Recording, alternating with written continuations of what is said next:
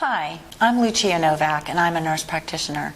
Today I would like to highlight some of the specifics of a talk that I gave looking at the importance of pregnancy counseling with our patients with known diabetes as well as gestational diabetes. While I am aware that most of you in the primary care arena will not be directly managing your patients during their pregnancies, your role is critical in the months leading to and following those pregnancies to reduce risk and to optimize good outcomes for both mom and baby. Pre-existing diabetes is a significant concern for women as they enter into pregnancy and childbearing. And the counseling that goes with that is so important because oftentimes most women will not realize they're pregnant until they're well into their first trimester.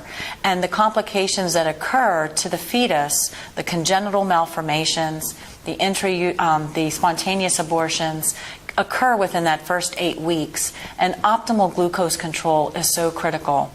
In a normal woman, meaning no metabolic problems with blood glucose, no diabetes, no prediabetes, complications occur in 1 to 2% of normal pregnancies, those same complications of congenital defects and spontaneous abortions. In a woman with type 1 or type 2 diabetes going into pregnancy, they exceed the risk of normal when their glucose or their A1C exceeds 1% of normal, which is why it is critical that we educate them on the importance of tight glycemic control leading to the months before they even try to get pregnant. We're looking at an A1C of definitely under 7% for these patients and as close to 6% as we can possibly get them to ensure we reduce the risk of poor outcomes. The gestational diabetics are a little different. They don't present with diabetes before their pregnancy. They develop it during their pregnancy as a result of hormonal changes that happen in every woman. Not every woman develops gestational diabetes, so those that do, that's actually a risk factor for developing overt type 2 diabetes later on in life. In fact, most women that develop gestational diabetes will develop type 2 diabetes, 30% of them within the first 5 years of having that index pregnancy. And our Hispanic women are even at greater risk. Almost half of them will develop type 2 diabetes within 5 years of that index pregnancy.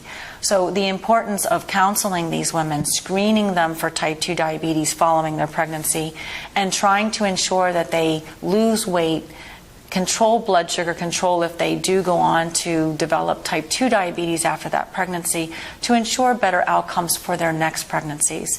A significant risk factor for developing gestational diabetes in the following pregnancies is weight gain in between the pregnancies, poor composition of diet, and if they had poor outcomes with the first pregnancy, that actually increases their risk for poor outcomes with the next pregnancy.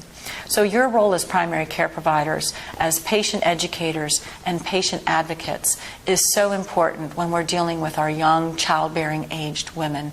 And this counseling must take place upon puberty. And I highly encourage all of you to do so. Pregnancy should be made by choice, not by chance. Thank you.